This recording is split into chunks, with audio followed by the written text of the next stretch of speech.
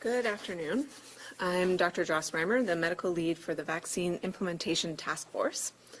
We have reached some incredible milestones this week in our vaccine rollout. Collectively, over 1.5 million doses have been administered in this incredible achievement. But each and every one of those doses came from a decision that someone in Manitoba made. You decided to roll up your sleeve, to book an appointment for your parent, for your child, to get yourself to an appointment, to go to a walk-in, to get that earlier vaccine. You made these decisions, and for some of you that was easy, and we know there were people who booked as soon as they were eligible, but some of you did it because you want to get to the other side of this pandemic, and you know the vaccine's the way to get there. We also know that many of you had questions, and perhaps had those answered before getting the shot, maybe from your healthcare provider, from a reliable source of vaccine information, maybe even from listening to us here every week. But today I want to talk to some of the people who still have questions, who may not be sure, and may not be confident in the decision to get the vaccine. Nous sommes aussi conscients que beaucoup d'entre vous avaient des questions. Peut-être avez-vous des réponses avant de vous faire vacciner, par exemple auprès de votre professionnel de la santé, d'une source d'information fiable sur les vaccins, ou même en nous écoutant ici chaque semaine. Aujourd'hui, je veux m'adresser à ceux qui ont encore des questions ou des hésitations au sujet du vaccin. There are two top reasons that we hear most often, and they're somewhat interconnected. So concerns about how quickly the vaccine was developed, and concerns about how quickly it was approved for use. The suspicion and the fear that underlines both of these is that the speed in which this happened means that perhaps steps were skipped, and that somehow the vaccine must not be safe or it's untested. So today I want to break that down a little bit. So first, I want to talk about how quickly the vaccines were developed. It is easy to see why people wonder about this, because in other situations, these developments can and do take years. In fact, when work began on the COVID vaccine last year, I don't really think that many of us expected we would be in the position we are today, with vaccines approved for use, and with supplies at a level that we can immunize a substantial portion of our population. Fortunately, scientists and other experts around the world were not starting from scratch. While this coronavirus is new, it is not the only coronavirus that we have dealt with. There are hundreds of different variations of coronavirus. We have studied them. We've responded to serious worldwide health emergencies linked to them, like the SARS pandemic, for example. So in this case, it only took 2 weeks from when COVID-19 was first detected to map the entire genome of the virus. And that told us what kind of vaccine we would need in order to stop the virus. As a comparison, it took us 13 years to map the human genome, which was a major scientific achievement in 2003. But since then, the science on DNA mapping has developed immensely. And that allowed such a fast mapping of the coronavirus genome during this pandemic, because we now are able to do this at a quick speed even outside of pandemics. The scale of international partnership and collaboration that was needed to develop a vaccine was unprecedented. There were and are numerous vaccines in development, all at the same time, being led by different companies in different countries, using different types of vaccines. That in and of itself is unique and gives the world a much larger pool of vaccine candidates. And a larger pool means the odds were better that some of them would prove to be effective, and others would prove not to be effective and have to be put to the side. Normally, this large number of projects would not be financially possible because there's a lot of financial risk that companies need to take in order to develop a vaccine. If it ends up that their vaccine doesn't work, the companies can lose a lot of money. With COVID-19, governments and some private businesses took on the financial risk instead of expecting the vaccine companies to do it all themselves. So that meant that the companies knew that even if their vaccines didn't work and needed to be thrown away, that they still would be compensated for their work. So this allowed the companies to do work faster because they had that financial security, and to try new ideas that normally may have been too financially risky because if they didn't work, they would lose money. Those companies took different approaches to developing how the vaccine would work and how it would get the message to your immune system to identify and fight off COVID-19. But again, in this case, the groundwork was already laid. Viral vector vaccines, like AstraZeneca, have been used for decades in Canada and around the world. This technology is used in some of the vaccines that you may be more familiar with. mRNA vaccines, like Pfizer and Moderna, are a newer technology, but I want to be clear that that doesn't mean that they haven't been tested or studied. In fact, human trials of cancer vaccines using the same mRNA technology have been taking place since 2011. And work is also underway on a new rabies vaccine using this technology. Moderna, for example, already had an influenza mRNA vaccine developed before the pandemic started. So we were able to take something that was already in development and adapt it to the COVID pandemic. The simplest comparison might be that while the message we needed to send to our immune system was different, we already knew which envelopes to use. Nous avons pris une technologie qui était déjà en développement et nous l'avons adaptée aux besoins de la pandémie.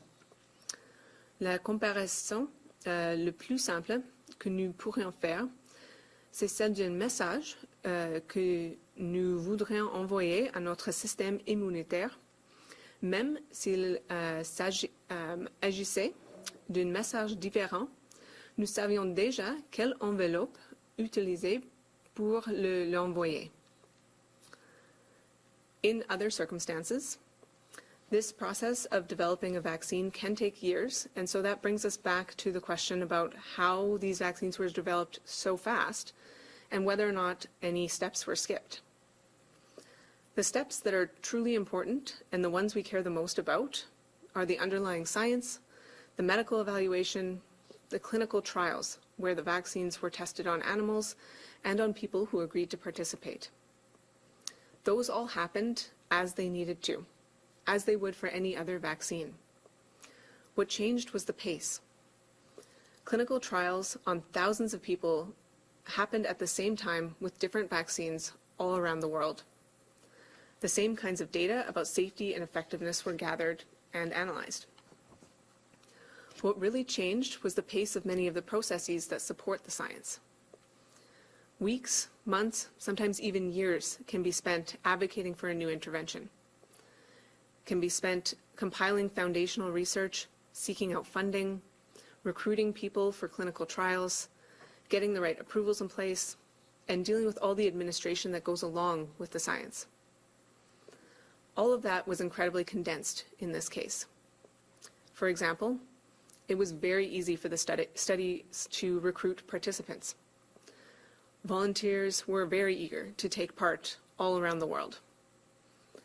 It was also much easier to study how well the vaccine protected against the virus because there was so much virus present around the world. Normally, you have to wait quite a while before a large number of your participants are exposed to a virus that you're studying. For example, there's just not that much mumps virus circulating in the world at any given time. And so we have to wait for people to be exposed before we can see whether or not the vaccine works to protect them. This time, the exposures were happening to participants regularly, and so it did not take very long to get that information. So that addresses in a very brief way how the vaccines themselves were developed so quickly. Some made it through that process, many others did not. So that gets us to the next step. The next question that people have asked me many times is how and why were the vaccines approved for use so quickly? So the federal government, specifically Health Canada, is responsible for reviewing and authorizing vaccines, prescription drugs, and other medical interventions for use. Again, for COVID-19, the same processes were followed as for any other vaccine. All prescription medications and vaccines are required to complete 3 trial phases before approval. A phase 1 trial uses a small number of participants to look at safety. So these trials will test various doses of the product to see what side effects occur and how tolerable they are for participants. Phase 2 trials are a bit larger and typically include a larger variety of participants as well. Phase 2 vaccine trials look at the immune response and ensure that the vaccine triggers the immune response the way that it should. And then finally, phase 3 trials are much larger, with thousands of participants. This is the trial that starts to look at how well the vaccine actually prevents infection. And these are the trials that you heard about in the media. These are the trials where the mRNA vaccines showed that they prevented infection about 95% of the time. So the science didn't change, but again, the timelines for all of the administrative processes that support the science were condensed. So normally Health Canada requires companies to submit their data from phase 1, 2, and 3 at the same time for evaluation. In this case, Health Canada reviewed each phase of the trial as it was completed. So while the same review occurred, it meant that less time was required at the end of the phase 3 trial in order to get approval because phase 1 and 2 had already been reviewed. They were able to do this because Health Canada prioritized these approvals over anything else in the queue. So the companies did not need to wait their turn to have their application reviewed. They were done in real time. I also want to be clear that the evaluation of these vaccines does not stop once they're approved for use, and that is true for all vaccines that we use. Canada has one of the best vaccine monitoring systems in the world, and we use the information that we gather and the information from countries all over the world to guide our decisions. So we've seen that happen when it came to the use of AstraZeneca and the very rare but serious side effects of blood clots with low platelets. We've seen it as well in the even rarer reports of myocarditis first observed in the US and Israel, just to provide a few examples. So I know it can be a challenge to wade through all of the information out there about vaccines, especially when you have questions. But I do want to correct the information and make sure people know that these vaccines were tested, they were approved, and they were shown to be safe and effective in the same way as other vaccines. The science behind these vaccines is solid. It's built on technology that we know and that we understand. Ce vaccin repose sur une science solide. Ils sont sécuritaires, ils sont efficaces et ils reposent sur une technologie que nous connaissons et que nous comprenons. And maybe when we look back at this pandemic at some point in the future, now that we've seen how the world can come together to solve a health crisis, the real question may be why other vaccines and other medical interventions take so long. Vaccine development has not been the only area of our work where we have learned, where we have developed and adapted in order to end the pandemic. We heard this week from Dr. Anderson that COVID-19 affects different people in Manitoba differently. In the first 2 waves of the pandemic, elderly Manitobans were facing the most severe impacts of the virus. We saw tragic loss occurring throughout our personal care homes, and Manitobans were rightly concerned about protecting our seniors first and foremost. So in keeping with NACI advice, we prioritized seniors in our vaccine rollout to ensure the most vulnerable Manitobans were protected with the vaccines based on the science and epidemiology that we had at the time. In partnership with the First Nations Pandemic Response Team and following the leadership of our First Nations health experts, the analysis and data gathering that was done to understand the impacts of COVID on First Nations people also helped us see the clear indication that First Nations people were susceptible to the virus and severe outcomes at younger ages. So we created an age differential for First Nations people that would continue to focus on the most vulnerable, including First Nations seniors who were more vulnerable at younger ages. And through the leadership of Dr. Anderson, of our surveillance team, of the stakeholders who worked with her on the race, ethnicity, and indigeneity data, and in part because we were so successful in vaccinating seniors, we saw trends in the second wave and heading into the third wave that Black people, Indigenous people, and people of color became even more prevalent in our case data. The report released in March was instrumental in allowing the task force to get approval for the priority community approach that occurred in April. The original report, as well as ongoing REI analyses, allowed us to prioritize certain communities in an evidence-based fashion, just as the previous decisions on the age-based approach were evidence-based.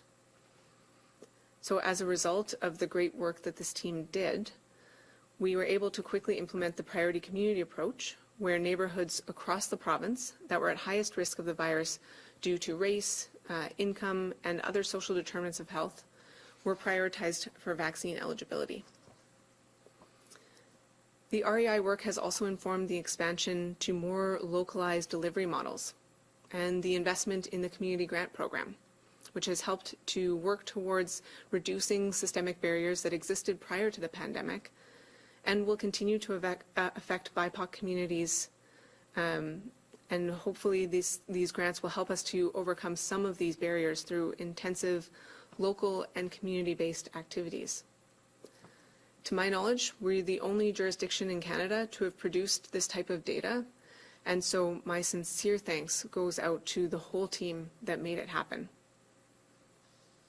Whether it's been about vaccine development, vaccine delivery, Dr. Roussen's work with the public health orders, we've been working together, learning together, and adapting to new information as we receive it. So we have, and we continue to want to understand what's happening on the ground. We're committed to data and science in our work, and we're committed to adapting to what we learn each day about the pandemic and how to end it.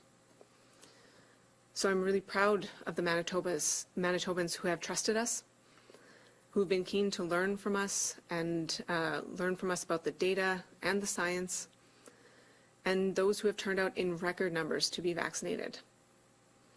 The next few months will be critical as we develop the final thousands of doses, as we deliver the final thousands of doses to 10, 50, 100 Manitobans at a time. And because of our ability to adapt to what the science and data is teaching us, we're able to arrive at where we are today and continue to improve our rollout. That same commitment is what will get us across the finish line of this effort. And so with that, I will turn it over to Johanu. Thank you very much, Dr. Reimer. Good afternoon, everyone. I'm Johanu Both, the Operations, Logistics and Planning Lead for the Vaccine Implementation Task Force. This week, Manitobans have achieved several significant milestones in the vaccine rollout. More than 1.5 million doses have now been given. More than 75% of people have at least had one dose, and more than half of Manitobans have had 2 doses, making us amongst the most vaccinated people in the country. Every day, thousands of people are getting their shot. We're doing our part to make it easier with walk-in appointments at super sites, extended hours, and community partnerships that make being immunized even more convenient. Because we know that we have more to accomplish, and we'll do that with your help. Earlier today, the Premier announced the next big event to help us reach our next milestone. So next Wednesday, July 14th, every super site in this province is going to provide all walk-ins all day. We've got 20,000 doses waiting for you. This has the potential to jump us further ahead on our targets, all in one day. So whether you need your first or your second dose, bring yourself, have a family member tag along, or tell a friend to meet you in line. Come join us next Wednesday. There will be Moderna and Pfizer at every super site. That means RBC and Leela in Winnipeg, Brandon, Selkirk, Dauphin and Steinbach, Thompson, Gimli, The Pas, and Morden. The 8,000 Pfizer doses spread out across the province will be prioritized for young people aged 12 to 17 because we know that there is still a need there that outstrips the current supply of Pfizer. You can find the hours of each super site on our website, protectmb.ca, and using the interactive map. Our next vaccine milestones are within reach, but we can't do it without you. That's because we've also reached a new place in our vaccine rollout that we've never been at before. I think it's fair to say that for the first time, we are likely going to see that our vaccine supply is going to consistently be more than the daily demand. We've come a long way since we were counting doses arriving or administered in the hundreds. But over the next few weeks, we've been allocated by the federal government more than 405,000 doses, including almost 300,000 Pfizer and more than 100,000 Moderna. We have our vaccine distribution systems in place and ready to administer these, whether that's our walk-in day, booked appointments at our super sites and pop-ups, community clinics, of course, medical clinics and pharmacies across the province, urban indigenous clinics. But we can only get vaccines in arms when there are arms at these sites. As of this week, we had more than 180,000 vaccine appointments booked in the weeks ahead. And the reality is that if you want a dose and don't have an appointment yet, we have one for you. We have one for you now. Make an appointment or stop by as a walk-in at one of our sites. Our progress as a province from here on out will largely depend on Manitobans' willingness to get the earliest dose available to them, whether and however it's most convenient, and whether it's the first or the second dose. We've talked a lot about velocity and about speed. We are moving into a place where that velocity, that speed, the amount of doses that we administer each day depends on the demand out there, on individuals showing up. I'm really proud of our team and the work we've done to build this vaccine system. If you haven't yet, now is the time to come check it out for yourself. I do want to share one of the community outreach initiatives that was really successful in the Northern Regional Health Authority. In June, Public Health held an outreach clinic at a housing property in the Pas. It was in a lower income neighborhood where there had been some COVID cases, so people had been or were self-isolating and might not have had the opportunity to be immunized. The region brought several public health nurses and a nursing student to give the vaccine, and they also provided COVID tests if that was appropriate, and they provided other public health support to community members as well. The team set up in a central location, but then also went door to door to connect with people who could not come to them. They provided snacks and helped to support this community by reaching people who might not otherwise have been immunized. That day, the team provided the vaccine to 19 adults. For 17 of them, it was their first dose. They also immunized 5 young people. Now, we've talked a lot about the thousands of doses we can administer every day, but sometimes it can be the dozen doses provided to people who might not otherwise be immunized that will be a real change maker in the community. Thanks to everyone in the region and in the Pas who helped to make this day a success. Before we wrap up, I also wanted to provide a quick update on immunization cards and immunization records. One of the challenges that needed to be addressed was how people without internet access could either update or correct their immunization card or request their immunization card. Effective today, people who need to or would prefer to do this by phone, as opposed to the online option, can contact our vaccine call center, the usual number, 1-844-626-8222, and follow the prompts for either their immunization record information correction or to apply for the immunization card. Thanks to everyone for their patience as we work to put the solution in place. And with that, we can go to questions. Thank you. A reminder to our reporters on the line, you will have one preliminary and two follow-up questions. Up first this afternoon from the Winnipeg Sun, Scott. Hi, good afternoon to both of you. I guess first question for Dr. Reimer. Going back to the BIPOC community, I guess I'm trying to understand why would other minorities outside of First Nations be overlooked when some, and maybe perhaps most, of the same barriers can be applied, to those, different races and ethnicities as well. It seemed that from Dr. Anderson that it almost there was an oversight here by the vaccine team. So we saw in the data that we had very early on in the vaccine rollout that there was a clear overrepresentation of First Nations people in hospitalization, in ICU admissions.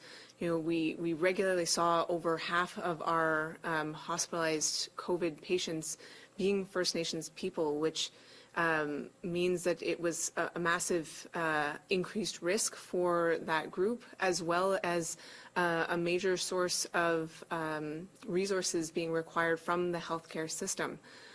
So based on that data, very early on, thanks to the great work of the First Nations health leaders, we adjusted our approach to try to get vaccines to First Nations people as quickly as possible through multiple mechanisms. So the age discrepancy being one mechanism, but also working to have vaccines go to all of the First Nations communities throughout Manitoba in January as well.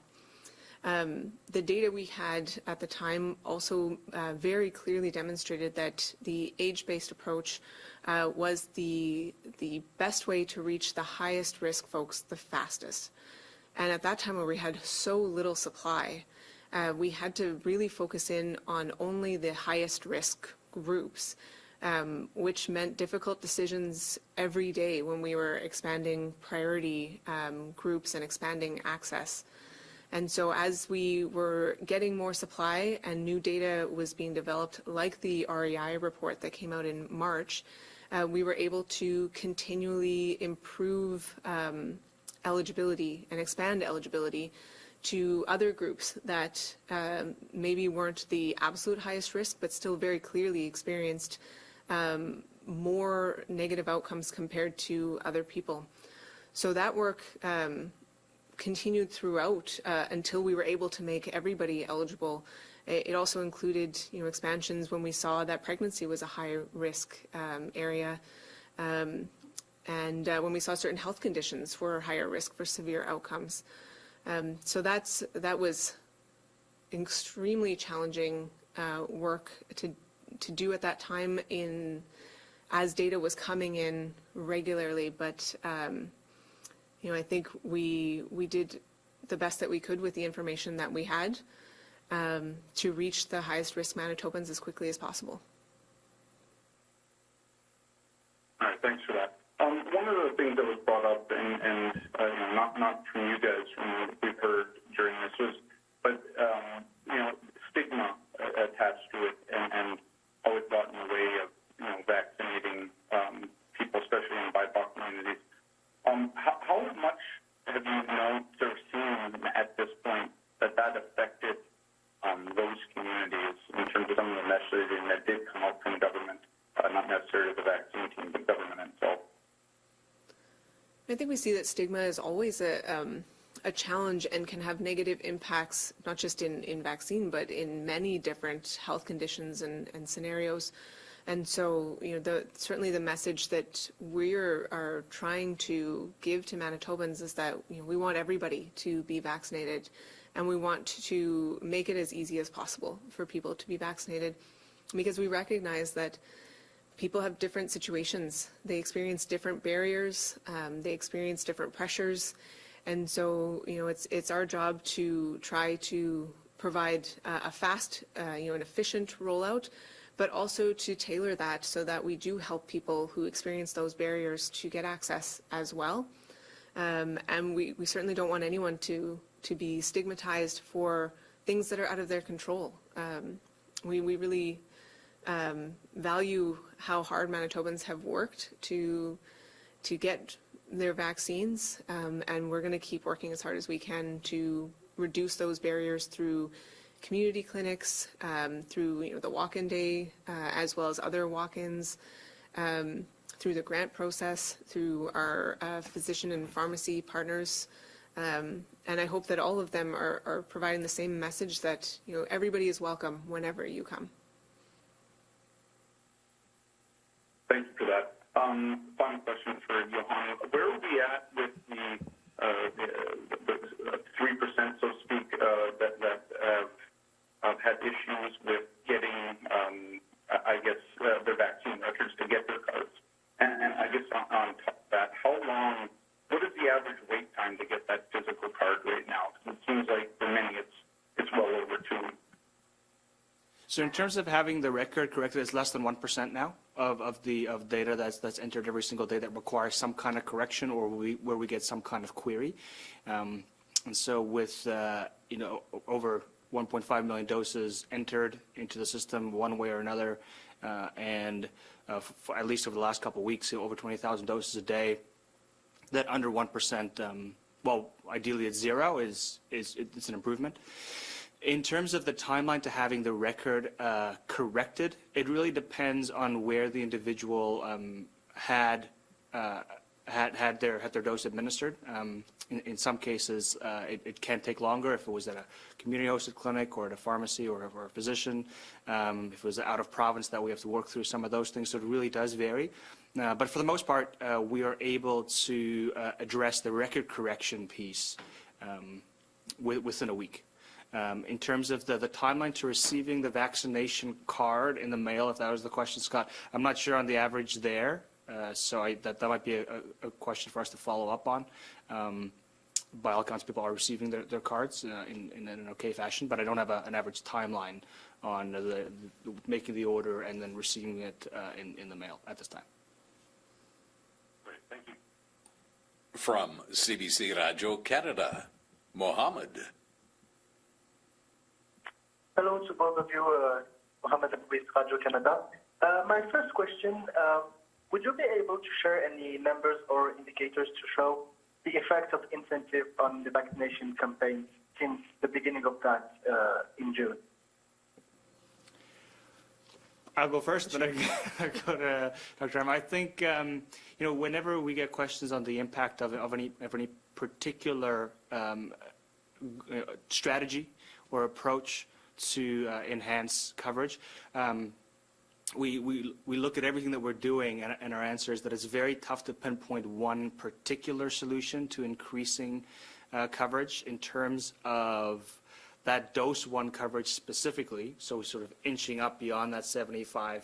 I think there's a number of things at play there, the community-hosted clinics that focus on dose one individuals, the incentives that are there. We did notice a leveling off at that dose one coverage, and then as incentives came up and the community-hosted clinics came up, there was sort of inching back up. So it has some impact. I think it's tough to distill precisely which solution adds to which jump up on the coverage. So we just use all the tools in the toolkit. I don't know, Dr. Reimer, if there's anything else.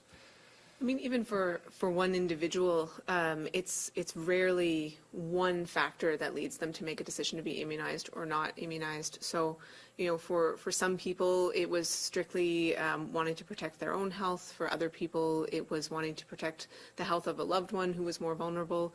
And for some people, it might have been something like a lottery that put them over that decision point. But none of the incentives would be enough to have somebody make a decision based on that alone. If somebody didn't want the vaccine, we don't expect that something like a lottery would take someone who's against getting the vaccine and shift them to receive it. All of these are complex decisions that people make. And so we want to try to promote vaccines in every way that we can, so that for each individual there are many reasons that they see the vaccine as beneficial to them, to their loved ones, and to their communities. And neither at the individual nor at the community level do I expect that we'll ever be able to clearly outline which incentives were more effective than others. Great. Thank you very much. My follow-up is about the immunization card. To get this card, you have to provide your health card ID numbers, but some people, like foreign students or recent newcomers, are not eligible for health cards. Do you plan to make changes to the information needed to get an immunization card in the future? So the use of the card and who receives a card and the benefits of the card or what comes with it is more of I think a government policy decision. At the moment, it's tied to having a health card. I think there's work in place to, as much as feasible, provide a unique identifier for someone who doesn't have a Manitoba health card, but essentially is a Manitoba resident for a period of time, so they can have this card. There is, I believe, there's work like that in place. But the use of the card and what comes with it is a question that transcends the sort of the operational logistical side of getting doses in arms. That's the focus of the task force. Yeah. Thank you. And I think my next question is for Dr. Reimer. I think you already tackled this issue, but can you explain to us why mixing vaccines safe? Was it something that we've seen before the pandemic? Sorry, that was mixing vaccines? Yes. So mixing brand types is something that we do regularly outside of the pandemic. People don't typically know what brand of vaccine they're getting, and this is the first time that the public has ever paid attention to the individual brands as a whole. And there's been a lot of focus on that worldwide. But outside of COVID, we use various brands either from year to year or even sometimes within the same series of vaccines for many different vaccine types. So influenza, hepatitis, the rotavirus, there's many examples where we do mix brands, and sometimes we even mix the type of vaccine for people. And so this is not new to us at all. We started with a very cautious approach because this was such a big scale that we wanted to do what we had the most evidence for, and that was to follow the original trials from the manufacturers. But as more and more information came worldwide and billions of doses have been administered, we saw that this vaccine creates an immune response the same way as other vaccines and behaves in the same way as other vaccines, and that helped us feel confident that we could mix vaccines the same way we do with other viruses. Thank you. From CBC Manitoba, Bart. Hi there. Mr. Botha, the vaccine tax briefing posted this morning shows second doses likely exceeding the August 2nd target sometime in the middle of August. And my colleague Caitlin Gowrlick noticed on that slide that instead of being on track subject to supply, you've changed it to subject to demand. Do you think that mid-August forecast is likely based on what you see with demand trends? So that was a good catch, and certainly that is a sort of a change in how we're viewing the rollout, and sort of why I stressed it earlier during the speaking notes. We have moved into a space where we've built all this capacity, tons of capacity throughout the province, and we have the supply now that can move through it. So the main indicator of how many doses we're able to do each day and how fast we get to the target or beat our target is going to be on the demand side, meaning how fast and how many Manitobans go get their first and their second doses. In terms of how confident we are on that projection on the graph that was in the tech briefing, I think we are confident in saying that we are on track to beat our targets. I think we're very hesitant to lock us into a specific day because from here on out, a large amount of this is out of our control. It is really about how many Manitobans show up and how quickly they show up to pump up those dose 1 and dose 2 targets. So confident that we'll get to our target in time at this time, given what we're seeing in booking behavior and so on, but hesitant to lock us into a day. What would you suggest would be the maximum reasonable, foreseeable, realistic first dose level in Manitoba in terms of percentage of eligible Manitobans? Well, like I said, I think that we are currently confident that we can meet that 80% first dose target on time, and then we'll take it from there after that. Okay.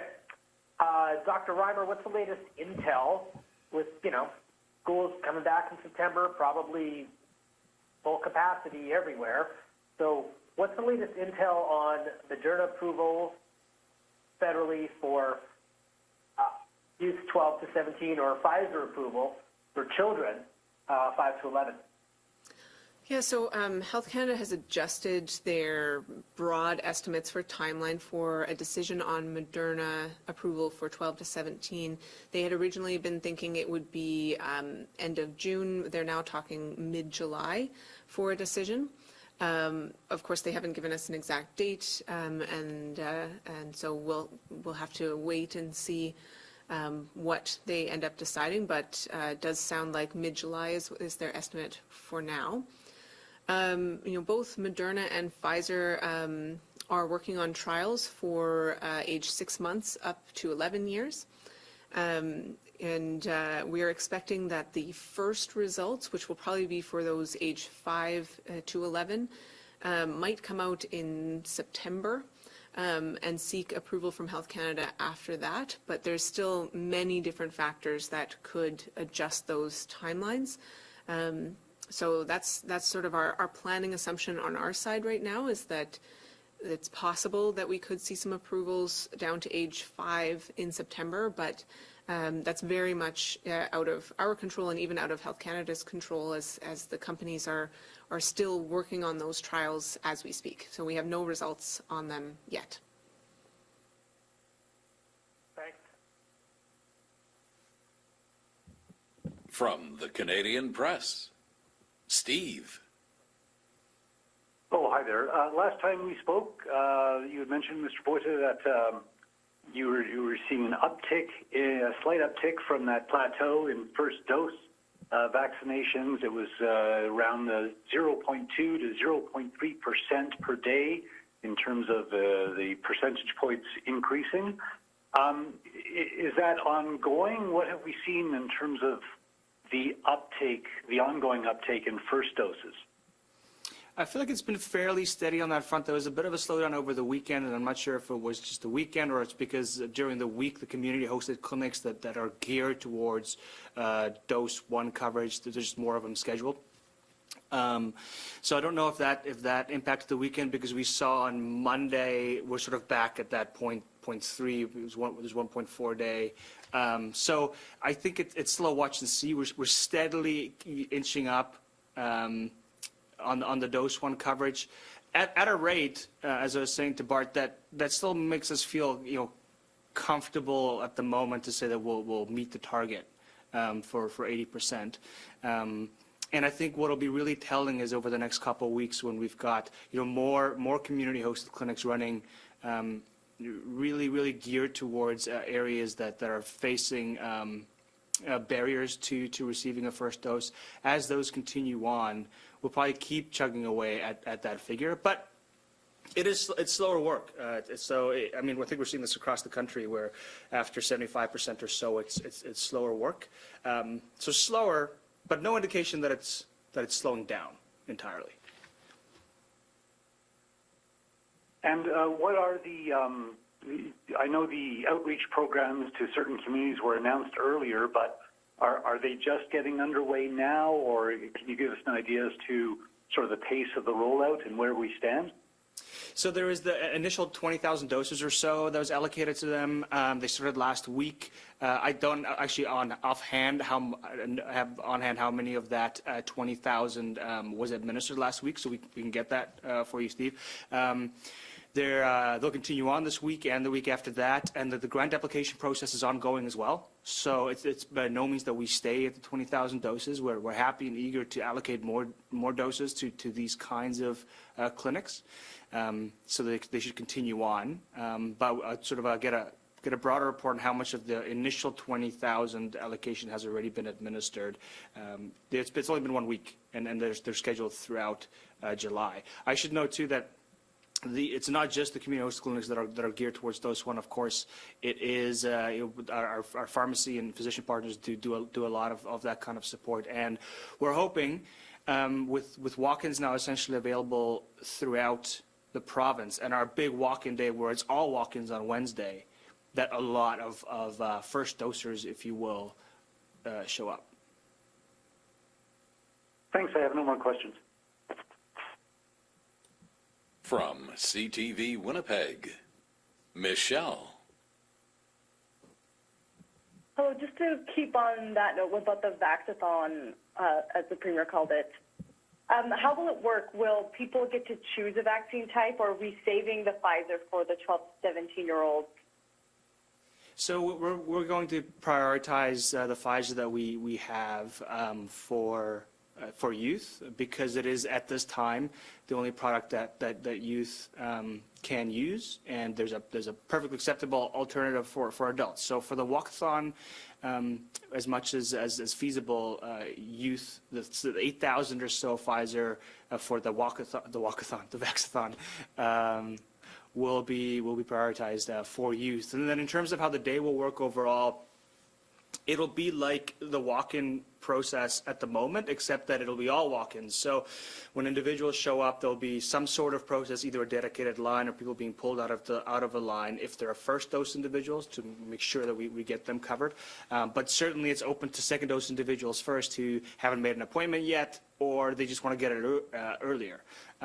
It's a province-wide team effort to bump up our stats. Thank you. I wanted to ask you, Dr. Reimer, we're hearing some reports out of Israel that the Pfizer protection may not be as high. What do people do with that information when they read stories like that? And maybe just put it into a little bit of context as to what kind of report that is. So I think you're referring to the report on Pfizer protection against the Delta variant specifically. And so there was one Israel study that did show lower effectiveness against the Delta variant even after 2 doses. But we've also seen reports out of the US, the UK, and Canada that showed very high effectiveness against the Delta variant. All of those being, 80 and above. The one that I'm thinking of off the top of my head still saw 88% prevention of symptomatic illness with the Delta variant. So I guess my message for Manitobans would be to be cautious in the interpretation of one report from one country when we have more data. Sometimes one report is all we have, and in a pandemic we have to make decisions based on the information available to us. And so thankfully this time we have many different studies that have looked at this, and most of them have been very encouraging. And even in Israel, where they saw lower protection against symptomatic illness, they still saw extremely high protection against hospitalization. So, even in the one study that stood out as showing Pfizer might be less protective, it still was effective at the most important aspect, and that's severe disease. All of the public health measures and all of the changes you've seen around the world are not to prevent people from having a cold-like illness. They're really to prevent people from ending up in the hospital, preventing all of the deaths that we've seen.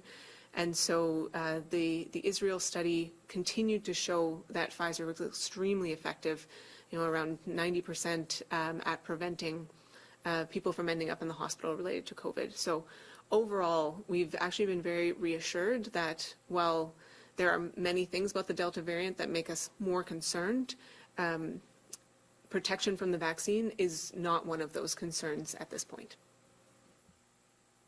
Thank you. Just back to the supply and demand piece for Johanu. Has the province started to plan like what we would do with doses that we might not be able to administer in time, or would we just kind of lower our request to the federal government? What would happen there? Yeah, so expiry for these doses is not currently a concern. Most of them are end of the year or even beyond that. So it's not so much an issue of expiry. But certainly we're planning on what happens when we reach a vaccine saturation point where there's more vaccine available than we need to bring in. A couple factors will have to go into that. As Dr. Reimer mentioned, if down the line we need more vaccine because individuals below 12 are now eligible, and to some degree demand. So we're watching very closely to ensure that we can bring in all the vaccine to ensure that we can vaccinate all Manitobans with 2 doses. But the speed at which we bring this in may depend on how fast we're able to go, which is really, it's really up to Manitobans to a large degree. We have our role still to play in terms of making sure that the vaccine delivery remains as accessible as possible, and hence why we're doing all the work with community-hosted clinics. So we certainly have a responsibility in that regard, but the speed really is up to Manitobans rolling up their sleeves. For instance, that the external dashboard, the public-facing dashboard, has it's got a little box that says doses planned for the day, and up till about this week, that's always really reflected supply because demand was so high. So whatever we got in, we were able to push out. We saw until recently, 20,000 doses plus planned for each day. The moment the supply exceeds the demand, what that really reflects is now how many Manitobans are willing to take a dose that day. So if we go lower over the next couple of days or next week and we drop to 15,000 or 12,000 or below 10,000, that doesn't mean that that's all we have capacity for or that's all the supply. That just means that those are all the appointments in the system for that day. Manitobans can, of course, show up on any one of those days and really use the walk-in option. We might do more than is planned for that day. But that planned doses for every day is now reflecting how much Manitobans want the vaccine more than anything else. From CHVN, Taylor. Hi, good afternoon. I'm wondering what's happening with July 14th vaccine appointments. Were any made, and if so, what's happening with those with the walk-in? Thank you for that. There were no appointments made, so we've been planning for this day for a while. So we held off making any appointments. We just planned the day as usual in terms of staff and doses and so on, but then didn't open up any appointments so that we could have this vaxathon. There are still some appointments that day for non-supersite channels. There might be a couple pop-ups that day. There might be appointments that our pharmacists or physician partners have made. So those are not affected. This is a vaxathon, a walk-in at the supersites. Thanks. And considering we are on track to reach high vaccine rates soon this summer, what's going to be happening with the supersites when we do reach those and vaccine appointments and demand slows down? Yeah, so we're actively in the planning process for that, for what VITF 2.0 and 2.5 and 3.0 might look like, and how do we phase out some of these larger assets like the super sites. This all depends on the epidemiology and the clinical direction, of course, but over time, if there's a requirement for a booster or if a new eligibility group opens up, like below 12. Speed and this level of capacity may be less of a concern. So there's a couple models we're looking at, leveraging our distribution channel partners to a large degree, moving things back into the regular health system, so to speak, and then slowly phasing out some of these larger pieces that may not be needed down the line. So we're actively looking at that. There's a couple plans in draft. It's become one of the key pieces of the planning component of VITF. But I think Manitobans will only really start seeing the impacts of that mid-August onwards, maybe early August at the earliest, because while we're able to look into the future, we're really still in the middle of the fight. We got over half of Manitobans vaccinated, which is awesome. But there's a whole bunch of individuals who's had a first dose who haven't had their second dose yet. We have to get them through. And there's a whole bunch of individuals who hasn't had a first dose yet. So while we're planning ahead for that, our focus is still doses and arms. Thanks. I don't have a follow-up. From the Winnipeg Free Press, Danielle. Hi, Dr. Reimer. You said the REI report was critical to getting approval to move forward with the neighborhood vaccination approach. Who did you need approval from to adopt that strategy? How long was the vaccine team advocating for that change, and was it difficult to gain that approval?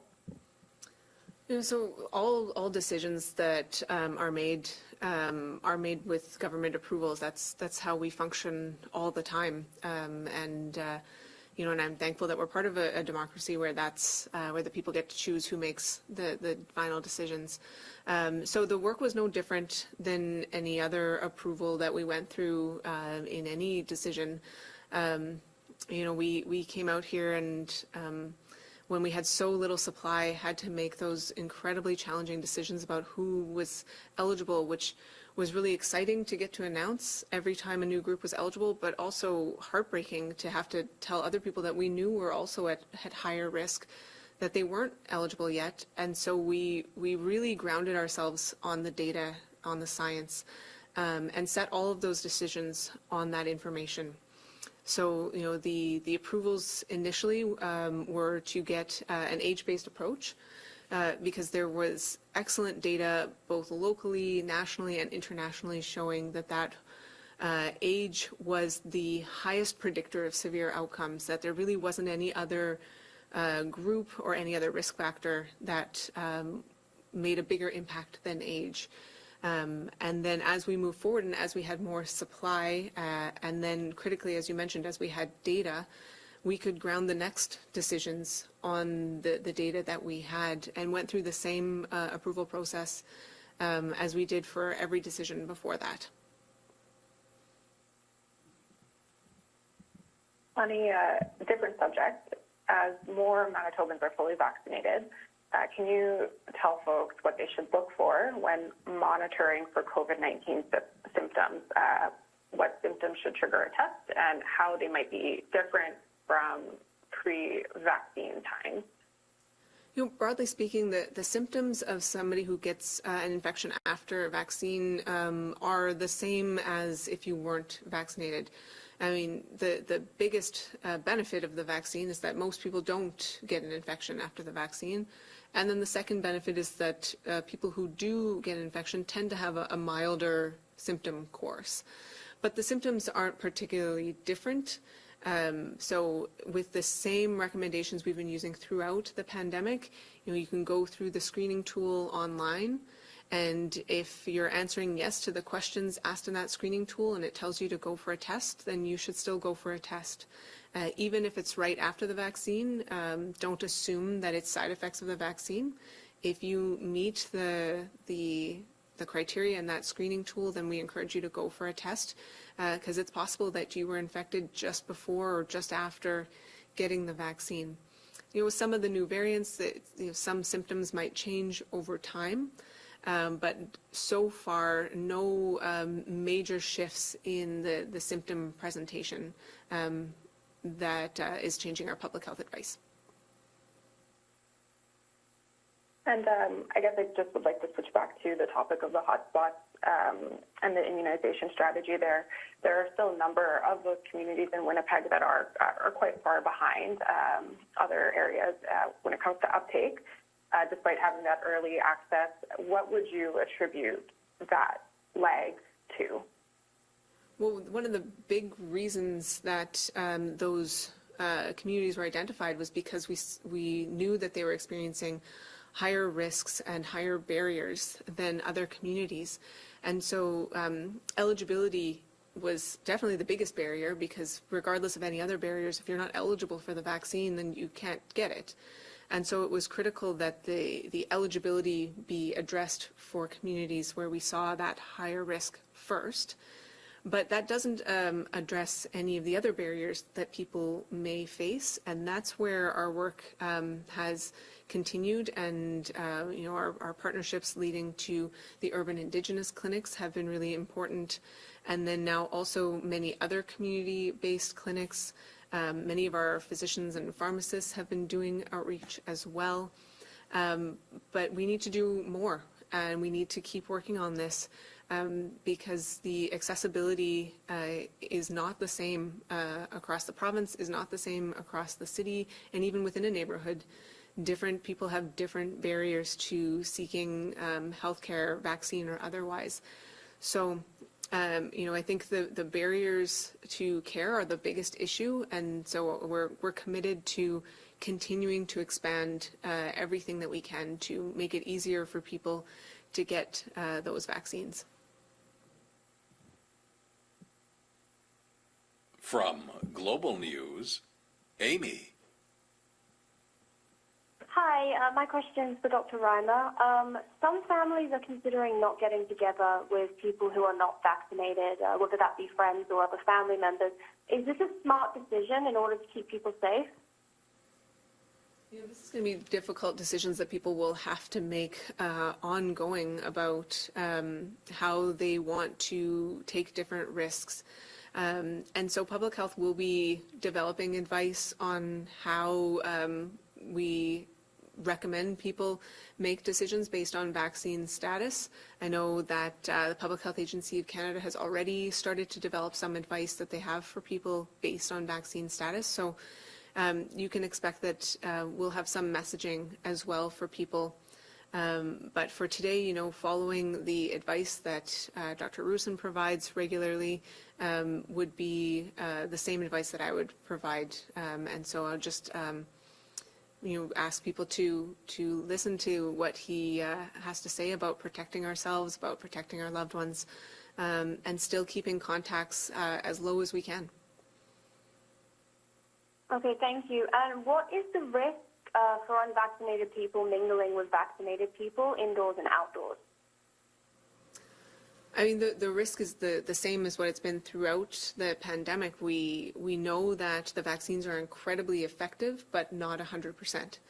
And so when someone's not vaccinated, anytime that they are having contacts with other people, they are putting themselves at risk of infection, which is why we've been in this unpleasant circumstance of having public health orders that mandated reductions in contacts. But even when the order doesn't mandate it, if you haven't been vaccinated, we still worry that people could be infected and that some of those people will get severely ill. So, going forward, the risk is no different. We want people to get vaccinated to provide that best possible protection. Because if you're not vaccinated, you don't have any ability to prevent that infection like you do after the vaccine and after that immune response. And so likewise for those people who are vaccinated but where it doesn't work, we don't know ahead of time which individuals will be fully protected and which individuals may not have responded with a strong immune response. And so we are still asking people to be cautious and to try to reduce those contacts, broadly speaking, to prevent illness and to help us get a lot lower numbers in our hospitals. And certainly we want to stop hearing about any deaths at all related to COVID as we go forward. Okay, so based on these facts, and I know that you said there is going to be an announcement about this in the near future, but would you recommend that people try not to mingle with unvaccinated people, even if it divides some families or friends? So I'm not providing specific recommendations on that. I think it's important that we make sure that public health has had the opportunity to to discuss broad recommendations, and that we look at the data, the local epidemiology, as well as the messaging from the Public Health Agency of Canada. So, you know, I look forward to hearing from Dr. Rusin and the rest of the public health team on the advice going forward. For today, you know, his message continues to be to focus on the fundamentals. And so, you know, we want to be consistent with that message that, you know, wherever possible, reducing your contacts is still beneficial. But we also are trying to move towards, you know, a post-pandemic world, not necessarily post-COVID, but post-pandemic. And so, you know, we will be shifting and creating new public health messaging and recommendations as we go forward, but I don't have any of those finalized to share today. Okay, thank you. From the Brandon Sun, Kimberly. Good afternoon. My question is for Mr. Botha. I'm just wondering, apparently the QR code is specifically for the iPhone, not the Android. When is the Android version coming? What's being done in the meantime to accommodate those that don't have iPhones? So thank you for the question.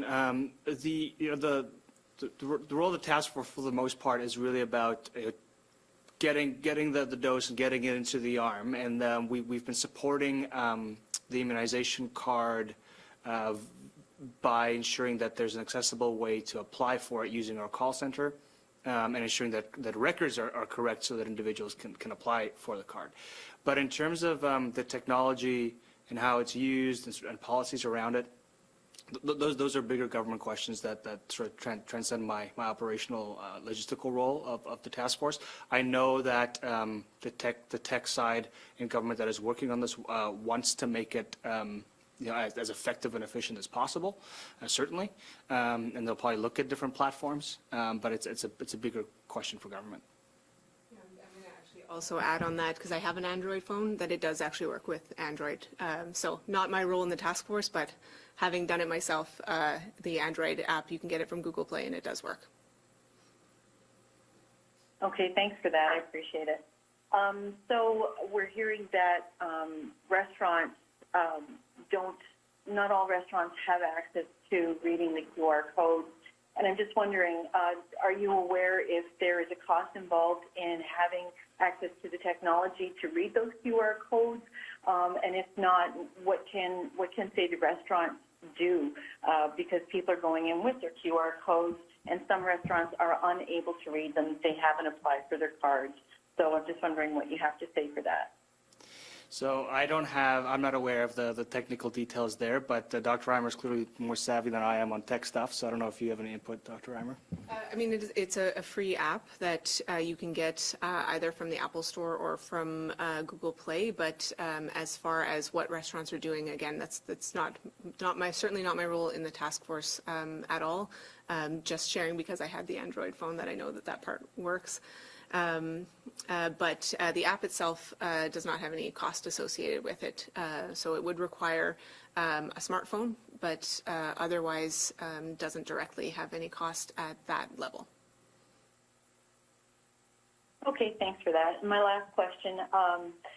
So with all the problems that, with the phone lines, and we finally are able to access it, according to Mr. Botha today, and, this QR coding, I'm just wondering, why didn't the province take the steps to issue immunization cards automatically for everyone once they reach their second dose time frame? Yeah, so again, the Vax card and the technology around it, how it's used, transcends the mandate of the task force to a large degree. But I think what I can say is this is an immunization campaign, the scope of which we've never seen before, and providing an identification based on data that essentially is aimed at data that should reflect the entire population if we can get everyone vaccinated who are eligible. That's a massive endeavor as well. As far as I know, the immunization card in the Manitoba context is one of the only of its kind in the country, and its authenticity and how it works and and its security is something that's actively being looked at by the jurisdictions. So it's new, it's innovative, and I think anything new and innovative, you learn as you go. But I think that's as much as I can say about the card. Our final reporter this afternoon from CJOB, Skylar. Hi, guys. Thanks for your time. Just sticking with the vaccination cards. Obviously, there is a process in place for folks who don't have record of their first shot showing up, to kind of rectify that and end up getting their card. But we've heard from some people where that just isn't working for them, and essentially the first shot never happened in the eyes of the province. One texter to our station says they're actually going for a third shot later this week or maybe next week just to get 2 shots on their card, and they're going to be able to get it. Is there any way that the province can fix this for everybody? So I can't speak to that particular example. I know that the oldest records that the team is working through is about a week old, and again, those are the ones that are more complicated to work through. For whatever reason, if it's out of province, if it needs to be validated, if the dose was administered by a pharmacy or by a physician or maybe in a remote location where we have to double check when and where it was, those can take longer. Many are resolved in 3 days. There's a process in place to assess whether the dose occurred, so that we don't have to have individuals go get an extra dose for this. It's again, the records that have to be corrected are the vast minority of them, and we're actively working through them every single day. It's less than 1% now. But with the amount of data that's being entered every single day, and the amount of out-of-province individuals coming in, this is bound to happen, and hence why this is built into our process now. It's not just a one-time thing. Whether it's the online web forms or whether it's the phone call now, we have that option for everyone to have their data corrected if there was some sort of error. And we've worked through thousands already, so it's working, and we're trying to make it as fast as possible. Okay, thanks for that. While I've got you, Johanu, I guess following up on Bart's question from like an hour ago, the first and second dose projections for roughly mid-August are there, and we saw them in the slides today. But I also noticed this last week too. They, after maybe, I guess, the end of July, the beginning of August, they basically go up at the exact same time, and that just from a purely mathematical standpoint, that doesn't make a whole lot of sense to me, given there's a 4-week waiting period between the 2 shots. Is there any answer you could provide me, with that? I think what that I'll have to look at the graph and get the specific question, but I think what it reflects when the 2 lines converge, that's not that the same individual is getting their first and their second dose at the same time. What it reflects is that at this point, almost every person who has that first shot is getting their second shot. So that rate or the ratio between the two are lining up. It doesn't reflect the same person. So the interval still exists. It's a bit technical, so maybe this is a tech briefing type question I should answer.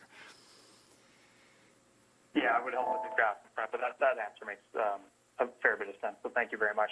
And then, Dr. Reimer, I guess just to finish up with you, BC and I believe one other province are allowing all 2009-born residents get their shot. This seems like an easy way to bump up the number of eligible Manitobans by, I guess, a few thousand.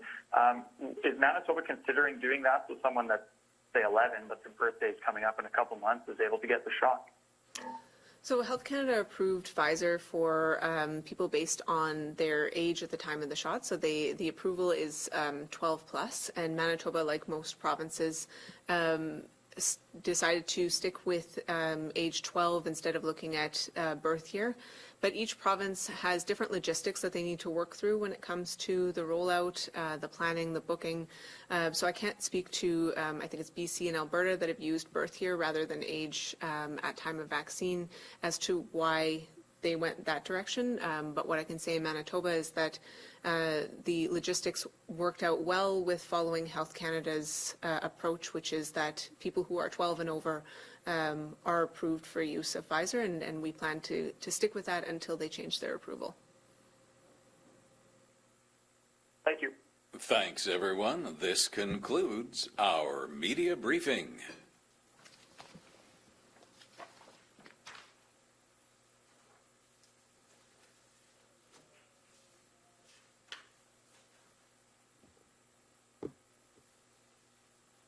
Here's a query, and people are confused. If I'm double vaccinated and I can still carry the COVID and give it to somebody, right? Or is that, no? Possible, but much less likely. Oh, okay. So it is still quite protective against spreading to other people as well, but Okay. Not zero. Okay. Because there was some, oh no, I'm 100% okay. I don't think that's entirely right. Thank you.